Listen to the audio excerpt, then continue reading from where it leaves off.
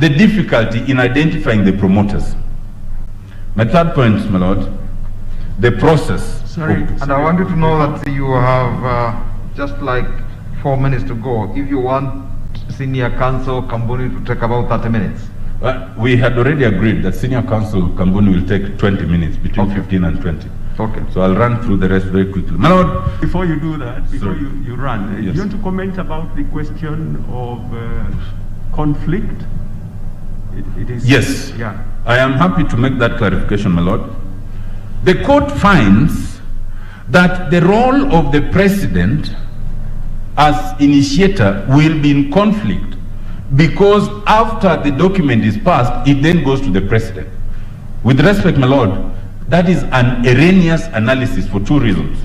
One is that the role of the president at that stage is not substantive, it is ceremonial. The constitution is clear that once it leaves parliament for a popular initiative, whether parliament endorses or not, as long as it has aspects that require referendum, then it will be forwarded to the IBC. So there cannot be a conflict where your role is ceremonial in that situation. But also, my lord, secondly, because for a popular initiative such as this that has clauses requiring a referendum, it is not the president that determines whether it becomes law. It is the people. So the president has no meaningful role in this process because it goes to the people in a referendum. And therefore, to create an appearance of conflict, my lord, is wrong. My lord, let me talk about the process of popular initiative. Just a moment, please. Yes. Sorry. Thank you, Senior Counsel. I'm just wondering, you say the judges came up with a term called initiator. Yes. Did they identify the basis upon which they said he initiated? My lord, with respect, what the Superior Court does is analyze a history that is not relevant to the issue before the court. No, that's okay, about relevance. And they do not. Counsel? They do not. They don't say why they call him initiator? They do not, sir. At all? They do not. They just introduce that term in the course of the analysis. Okay. Counsel. Yes, my lord. Yes. Now, there were submissions made yesterday about the background to the popular initiative clause. Yes, my lord. And one that was made was that there was a culture of hyper amendments in the pre-2010 constitution. Yes, my lord. Now, the argument you made that any person, including a member of the executive, can fall in the bracket of the people under Article 257. Yes, my lord. And you have made the further argument in respect to the political rights of members of the executive. Yes, my lord. Now, given, and I've looked at your submissions, in which you also invite us to look at that historical perspective, I think it is 3.8. Given the history of and the reasons behind Article 257, when a member of the executive decides to be a promoter under Article 257, must he then cast aside his official or formal clothing as a member of the executive? I.e., would there be a restriction? Can he promote in his capacity as a member of the executive, or must he first step aside in respect of, not from the office, but express that view as a politician, whether through his party or it is from an independent candidate as a politician? Thank you. My lord, in our analysis, and we've captured this in our submission, the route of popular initiative was a route that was coined to be an alternative to parliament, where you had, or you could have, a rogue parliament that becomes a stumbling block to meaningful reforms that are helpful to the people. On its face, there is nothing to suggest, not even in the history, and I invite you to even look at the report of the Committee of Experts, that it is a route that is unavailable to the executive.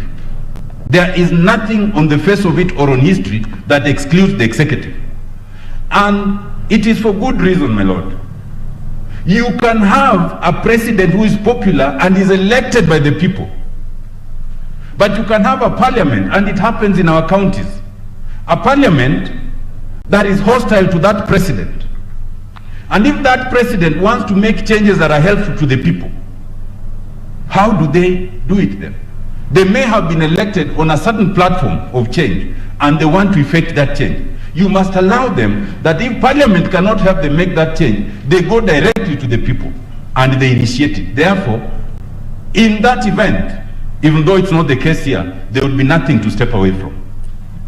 My lord, quickly on the stipulations of the process, we want to submit, and we made this point, that Article 257 on its face is onerous. It is a principle of constitution making that where you should make a constitution that is not too easy to amend, but not impossible to amend. And that is the balance that Article 257 strikes. To amend under popular initiative, there are 14 onerous provisions that you require, and they are in our replying submissions. My lord, they are onerous but possible.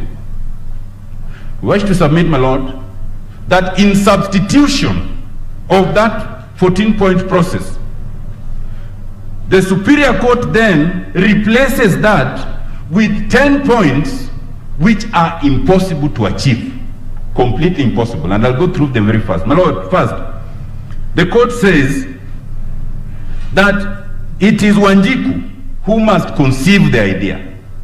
Under Article 257(3), once Wanjiku conceives the idea, then they must reduce it into a bill. That ordinary person must now write the technical bill. Without assistance of the Kenya Law Reform Commission, the Attorney General's Office, Parliament, or anyone, Wanjiku must write that bill. Having written that bill, then Wanjiku must translate that bill into English, into Swahili, into Braille, into Kenya Sign Language, and into all the indigenous languages. Those are the words of the judgment. Wanjiku must translate those. Even the Bible has not been translated into all the constitutions. My lord, even when we were writing the constitution that is now before us, we only translated it into English and Swahili. But the court now says, translate it into all the indigenous languages. And you know, my lord, we've never even settled how many indigenous communities we have in this country. Some say, if it's tribes, we have about 44.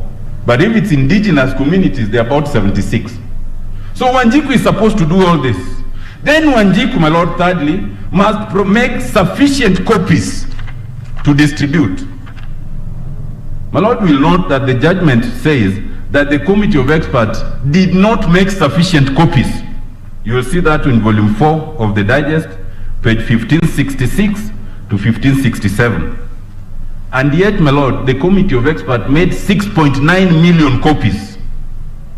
So Wanjiku must make more than 6.9 million copies. My lord, that is not enough. Wanjiku must then do civic education. That is the fourth stage. And given the earlier finding, that civic education must also be in the languages that is understood by those people. This same Wanjiku, number 5, will then present this bill to the IEBC as a promoter. But before presenting it, there's another requirement. 1, Wanjiku must ensure that the IEBC has undertaken national registration of voters. because the court finds that you cannot do a referendum before IEBC does that. Wanjiku must also ensure, secondly, on that question, that they seek the opinion of the court, whether the amendments are basic structure or not, and I spoke to that earlier. Wanjiku must ensure, thirdly, that in seeking that opinion, and without either being national government or county government or state organ, they somehow get the audience of the Supreme Court. It is not stated how. But my lord, that all in terms of presentation to the IEBC. There's a sixth hurdle. Once it is presented, and you know the bill has been generated by Wanjiku, and there is no obligation for IEBC to help Wanjiku anywhere, then Wanjiku must provide sufficient copies of the bill, sufficient enough to be distributed to the 47 counties. Enough for those counties to also undertake public participation. And then Wanjiku, number 7, will then traverse the 47 counties, talking to them and persuading them, so that at least 24 out of 47 can endorse the bill in order to move forward. That is the 7th step. If Wanjiku overcomes that, then now the bill is sent to the 2 houses of parliament, the Senate and the National Assembly, and that's the 8th step. At that point, Wanjiku must engage with the 2 houses during their public participation to explain and undertake public participation and persuade them to endorse it. Having done that, if it passes or fails, Wanjiku must then engage with the president and the IEBC in terms of the timelines that are provided. And then lastly, Wanjiku must then traverse the county and persuade us to vote yes. My lord, we wish to submit that those prescriptions are utopic. They are impossible to achieve. They supplant what is in the Constitution for what is impossible to achieve. My lord, verification. Sorry, my lord. Before you finish, you have outlined the difficulties. Sorry? You have outlined the difficulties Wanjiku is likely to encounter should she be the initiator. And yesterday we were told here that Wanjiku can exercise that right or through personally or through the elected. So can you tie that out?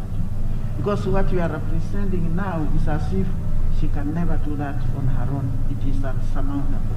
But yesterday we were told she can sit back and then exercise that right through other bodies within the Constitution, and she will be perfectly in order.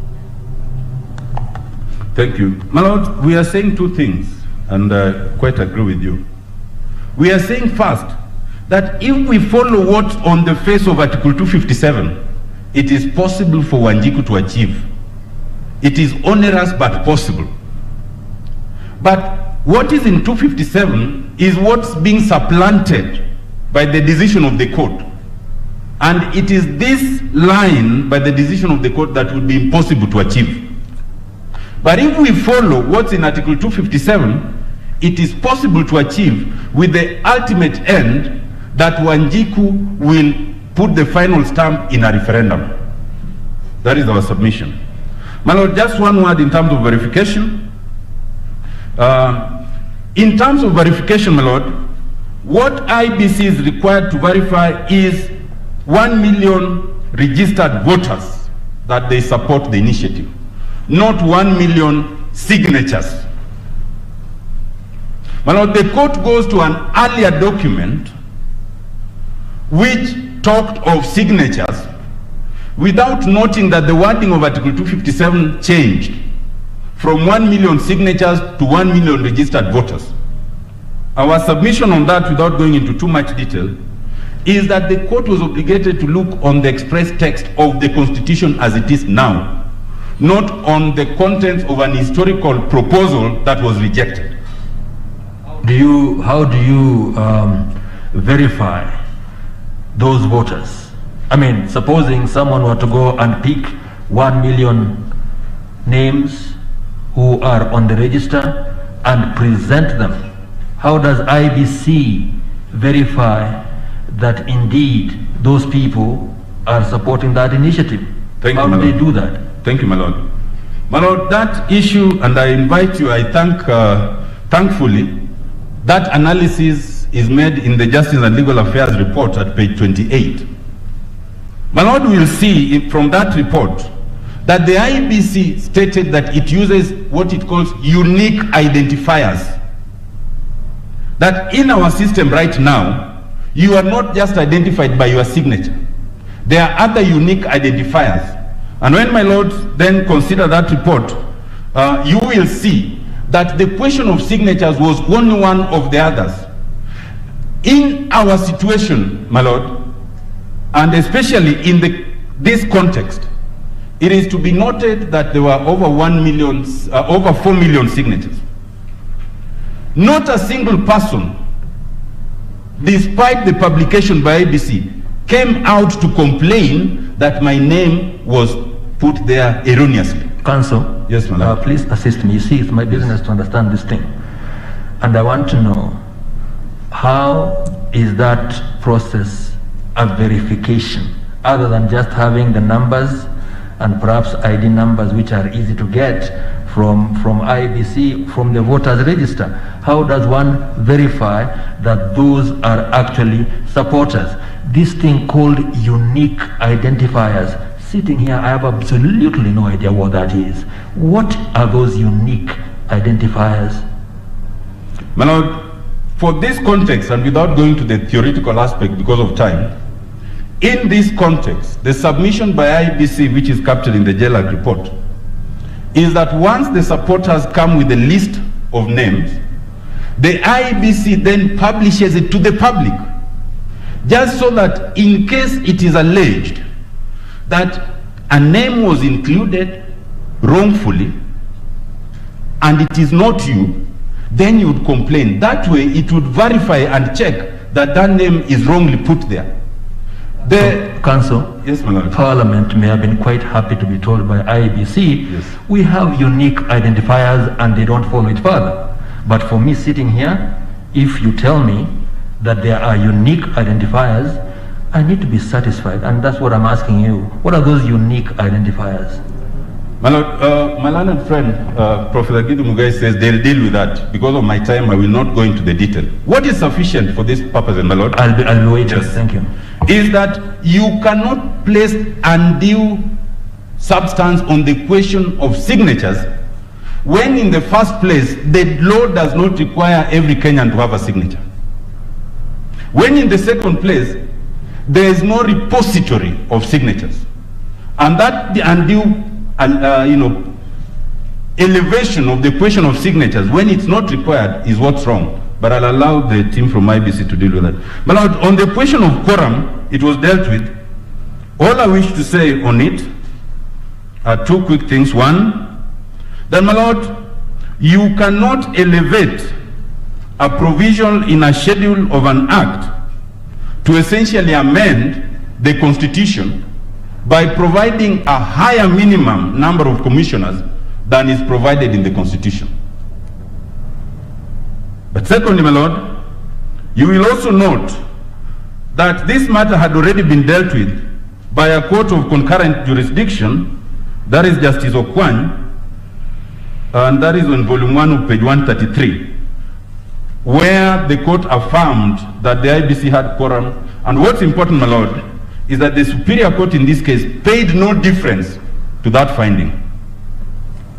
My lord, lastly is on the question of multiple questions, and I just want to submit very quickly, my lord. One,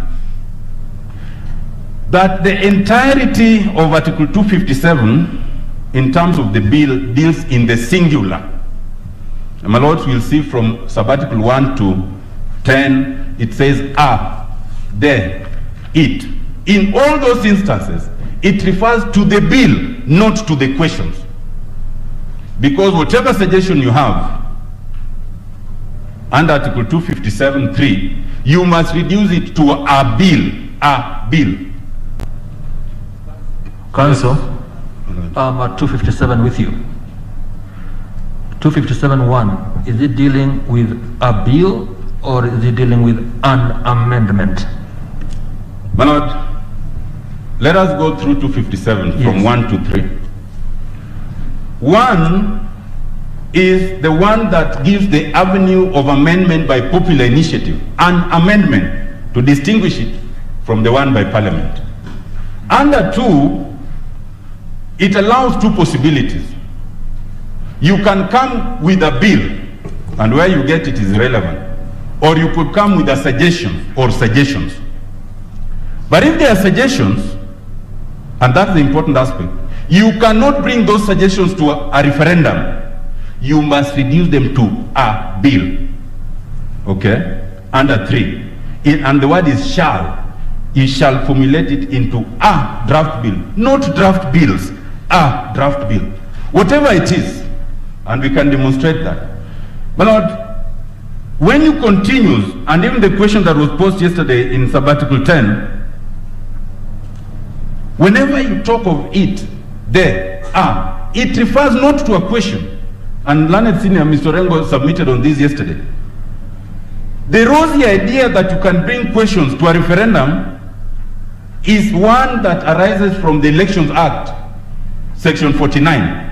And it allows the possibility that you could pose a question, should Kenya still remain within the East African community, as a question.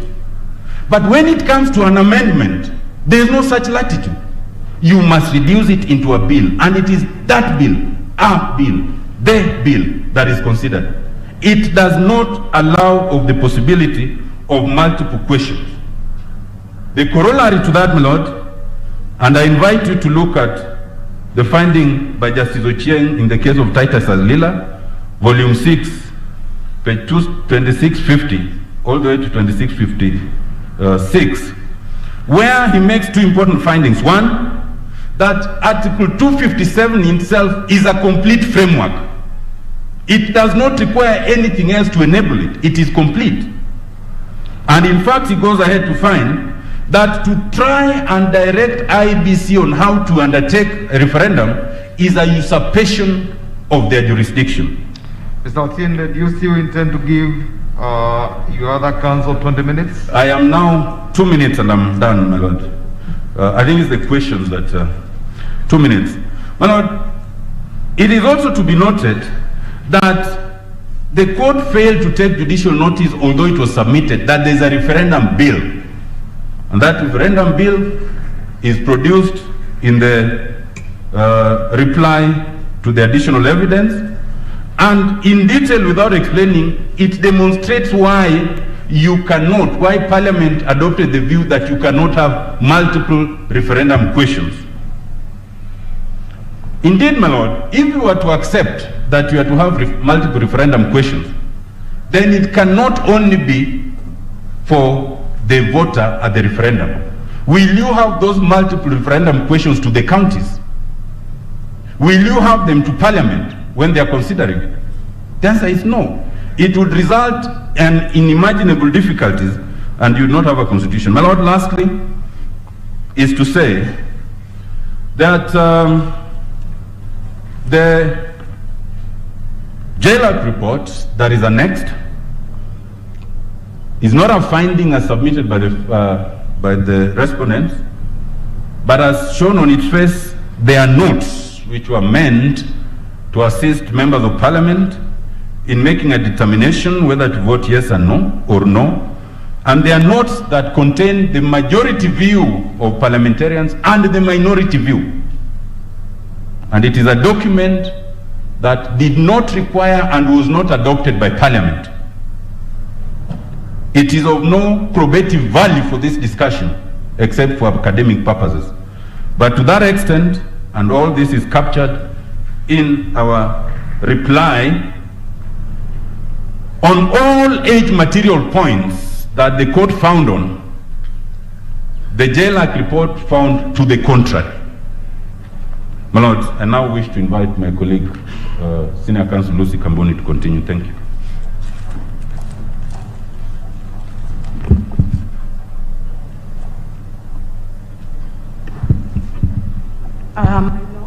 My ladies, thank you very much. Firstly, it's a plea for 5 minutes because I have been gesturing there. I thought your lordship will ask me whether there is something wrong.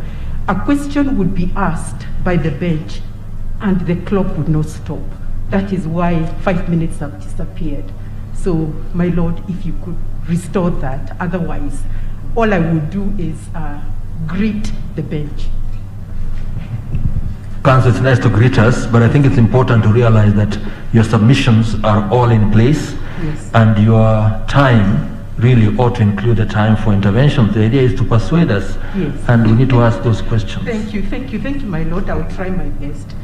My lord, firstly, I'm dealing with the issue of public participation, and I will pick up from where my learned friend talked about the role, what a promoter does in a popular initiative. And I will not rehash that. But your lordships, if you look at part 4 of the decision, that is from paragraphs 562 up till 568 or thereabouts, you will see that the court deferred to the form of public participation that was determined or that was recommended by the petitioner. And you will see that the court says in paragraph 566, we have considered the respective parties' arguments on this issue.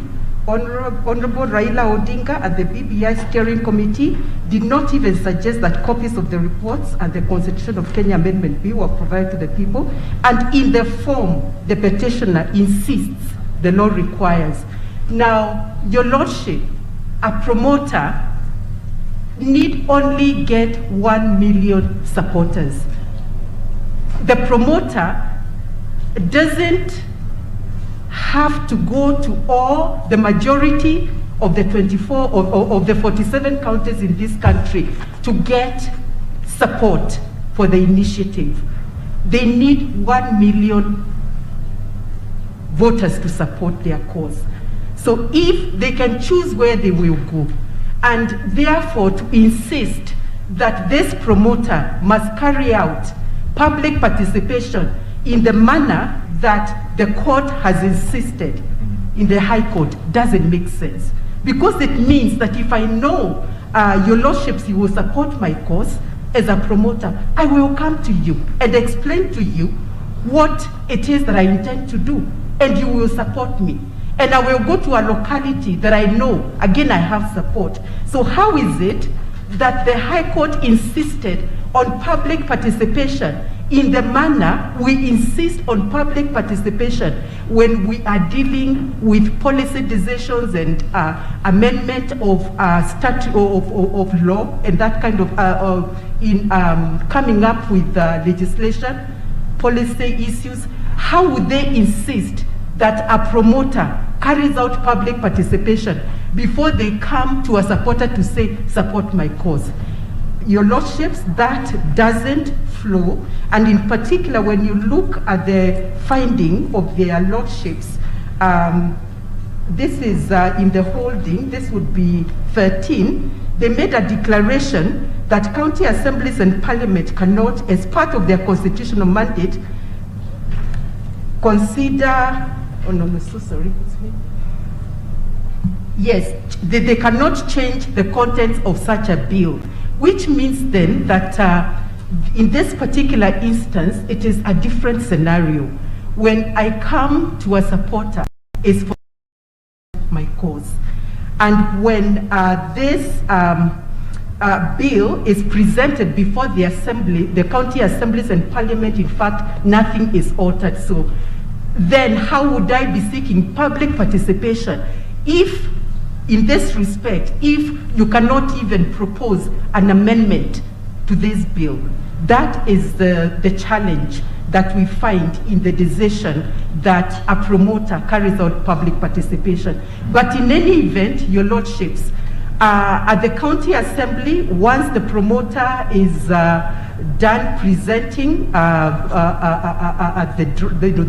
bill for the popular initiative, once they present it to the assemblies, to the IEBC, and that finds its way to the county assembly and then to parliament, then at that level, there's public participation that happens, and there is a record of that having happened.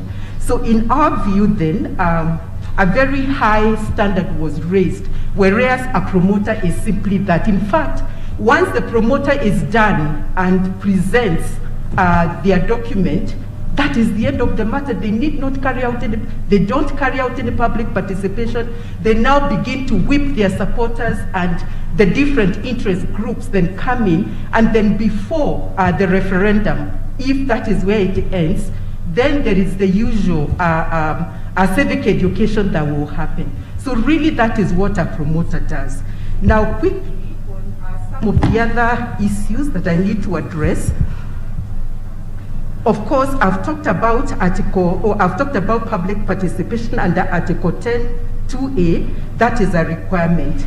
Now, the authority, your lordships, I would wish to emphasize is that of Republic versus County Assembly of Kirinyaga and another, and this was a decision by Lady Justice Nyamweya, and she does an excellent she makes an excellent finding on what actually should happen in matters of when you are considering public participation in the context of a bill to amend the Constitution by popular initiative. She says the effect of lack of public participation can however only be determined upon the conclusion of the process, given the double decision-making processes that happen. So the prevalence or lack of public participation as a contributing factor, therefore, is looked at differently because there are different actors in the promotion and passage of a bill to amend the Constitution. So you cannot look at just one, you cannot just make one step. You need to look at the entire process because Parliament and the county assemblies are engaged, and that is what she therefore finds, and we urge you, my Lord, to look very seriously at that authority because it speaks to this situation. And it's on pages 2002 to 2016 of volume 5. She also emphasizes that this is a process which is ad in continuum, and the parameters in each and every state vary. So you cannot even say there is insufficiency of public participation until you know the entire process runs through. Then you can assess whether there is adequate public participation. And as indicated, public participation will occur at the 47 county assemblies, in the National Assembly, in the Senate, and then IBC, possibly leading towards the referendum.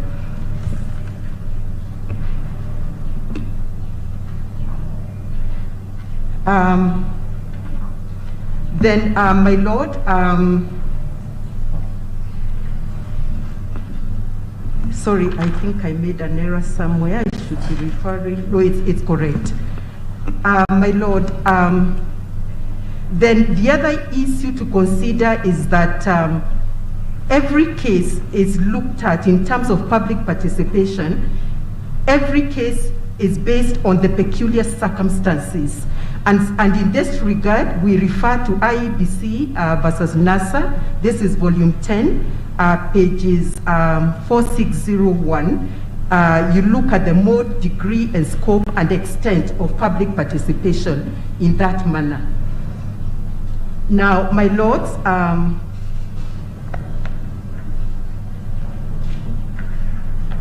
as I indicated, there is no intention to alter the contents of the draft Constitution Amendment Bill, and that is why this bill is different from regular legislation where we seek to amend. And then, my Lord, therefore to be distinguished from the cases we normally have on public participation, like Robert N. Gakuru. Now, there's this finding that in the absence of meaningful public participation and sensitization of the people prior to the collection of the signatures, the exercise was constitutionally flawed. That is a finding in paragraph 576 of the decision. And as I've indicated, my Lord, the role of the promoter is simply that. It cannot be that is the standard at which this aspect of public participation has been judged. No evidence has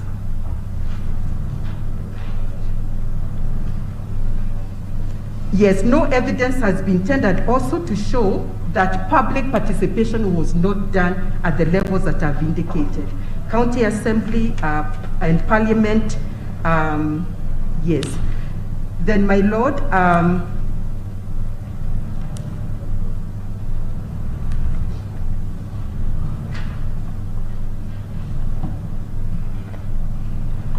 yes, my Lord, the other important thing is that the 1 million voters also show that the promoters actually achieved even what in the making of the Constitution we were unable to achieve. So that effort cannot be wished away, because in the making of the Constitution only about 100,000 memoranda were received. So an onerous standard therefore has been set for a promoter, which is not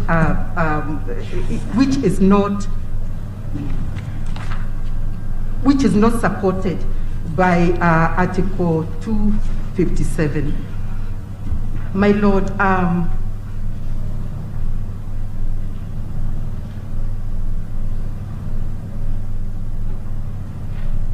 my Lord, what we are also submitting is that it was important for the court to allow this matter to go to the referendum, because that is then where the ultimate test for the decision making then by the people is made at the vote. And as was indicated, even by the judges also in paragraph 471 of the decision, the WACO draft was rejected on that basis. So where was the danger then in not allowing this popular initiative to go to the referendum? Then, my Lord, as my time is also running out, I will now look at the matter of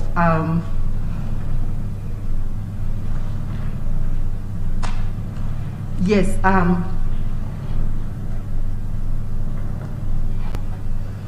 the fact that public participation also happened when notices were sent out, my Lord, for public participation, and that has been indicated, my Lord, from pages 8867 to 8868 in volume 18, and that went, of course, to the county assemblies, and also LSK was also involved. They also sent a notice for public participation to the members.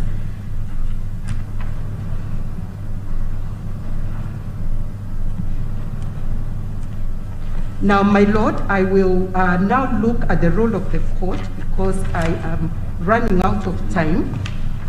And my Lord, our submissions is that, save for ensuring that the amendment process set out has been complied with, the court plays no role in the constitutional amendment process by popular initiative. And my Lord, we have mentioned the case of Law Association of Zambia and another versus Attorney General, and you will see that in our volumes. My Lord, the other issue I wish to refer to, my Lord, is with regard to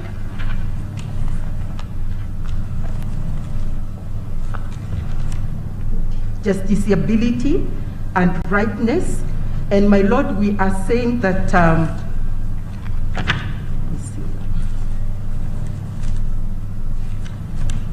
my Lord, we are saying that as at the time when these petitions were before the court, my Lord,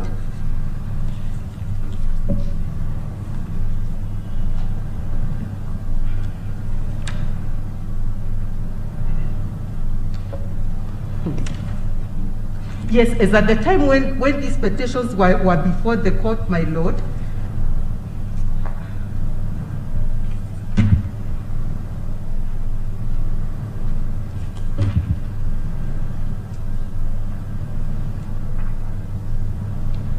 Yes, Counsel. yes, my Lord, is the time that is running out.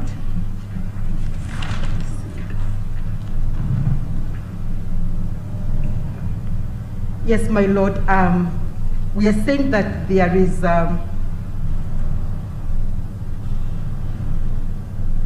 think I will ask. I think I've read your submissions, Counsel. Yes, yes, my Lord. And I think perhaps the point you are trying to make is that at the time the petition was being heard, the bills were still before the county assemblies. And so the occasion for scrutinizing Yes, whether there was yes. public participation Yes. was not yet ripe. Yes, petition E282 was filed even before the process commenced.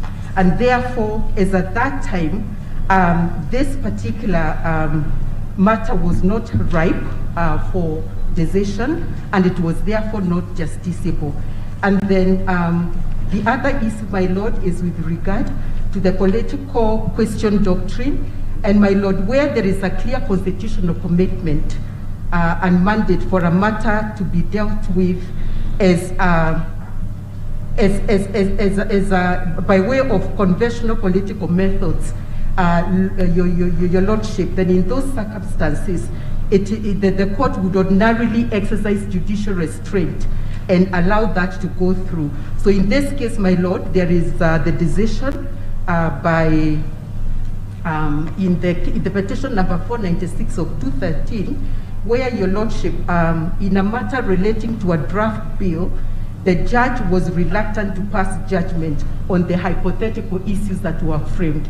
So in this case, with 282 being before the High Court, it was not then proper for the judges to accommodate that and to make a finding that affected a matter that was pending. Thank you, Senior Counsel. I think that's fine. Thank you very much. Your time is up now. Most obliged. Thank you. And I think we are now fully done with the second, third appeal, and that is Paul Mwangi. No, sorry, the BBI Secretariat and the Honorable Raila Amolo Odinga. That's it. So, before we move to the next appellant, we will bring forward the health break. We'll take it at this time so that we come and start with the next appellant. So we'll adjourn now.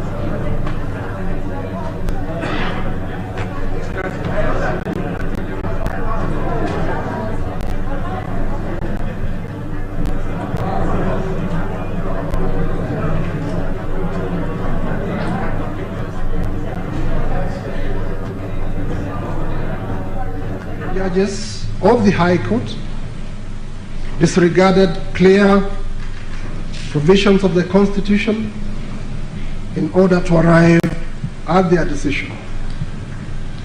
Number two, the learned judges effectively amended the Constitution. Number three, the learned judges of the High Court disregarded decisions made by their colleagues in the High Court, in the Court of Appeal, and indeed the Supreme Court, and 4, the learned judges disenfranchised millions of Kenyan voters by ignoring their popular initiative.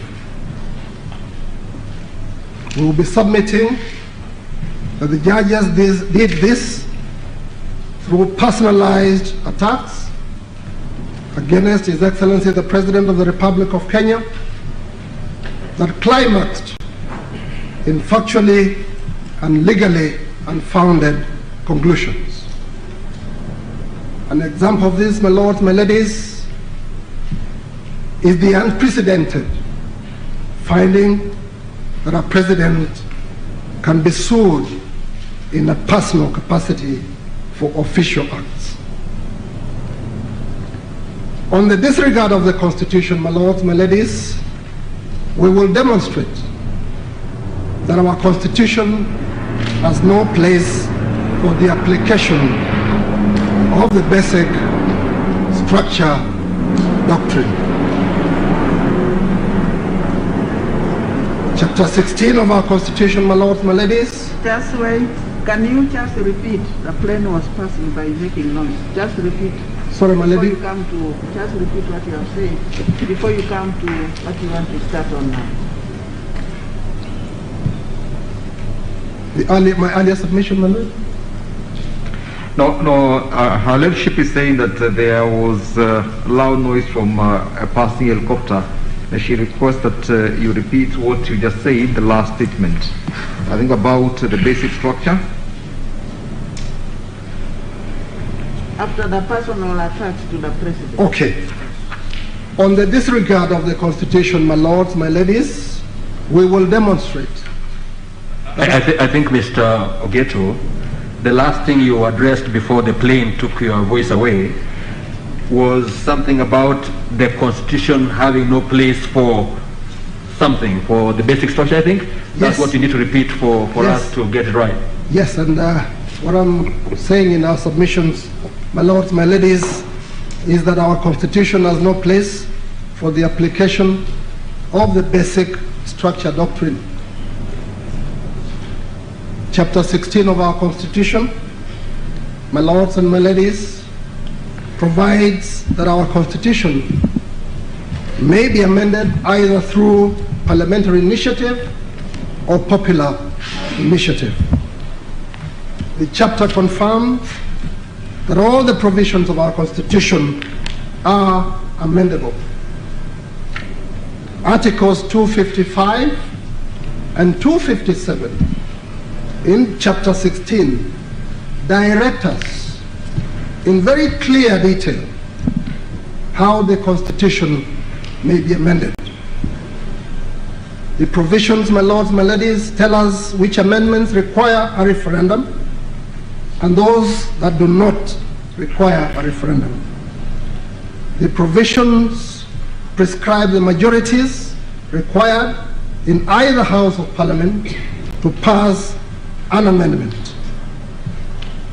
They also guide us on the majorities required to pass an amendment in a referendum. We submit, my lords, my ladies, that there is no limitation to this amendment power. Our Constitution, in other words, is self-contained. There is no room for drawing inferences on the rules of amending the Constitution or for relying on extraneous factors. There is no mention in our Constitution of unamendable or eternal clauses in our Constitution.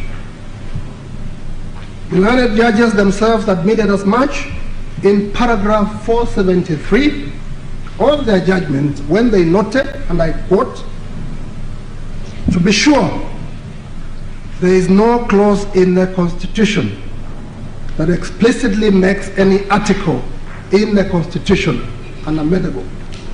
End of quote. Yet, my lords, my ladies, the learned judges proceeded to conclude that the basic structure doctrine was applicable in Kenya. To be clear, my lords and my ladies, many of the democracies desiring to make their constitutions unamendable have done so explicitly. And we have examples which we have articulated in our submissions. Germany, Italy, France, Senegal, Gabon, and Morocco. We shall submit, my lords, my ladies, that courts have adopted the basic structure doctrine where amendments are exclusively by Parliament. We do not have a single decision globally where courts have declared that the basic structure doctrine applies in a situation of a referendum.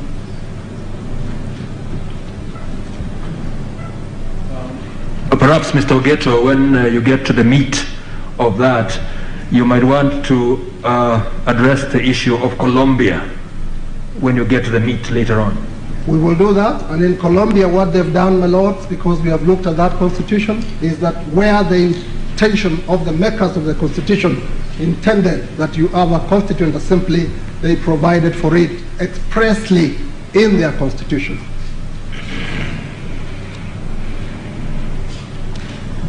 We shall demonstrate that the people of Kenya consciously and deliberately avoided the basic structure doctrine. They chose a different method of safeguarding the fundamental provisions of their constitution. This method is what is laid down in chapter 16. Once this method has been followed, the people of Kenya can amend any provision in their constitution. Chapter 16, my lords, my ladies, was our balance between hyper amendment, which was the concern of the High Court, on the one hand, and rigidity on the other hand. And we invite my lords and my ladies to look at the final report of the Constitution of Kenya Review Commission, 2005. This report, my lords, emphasized the need for this important balance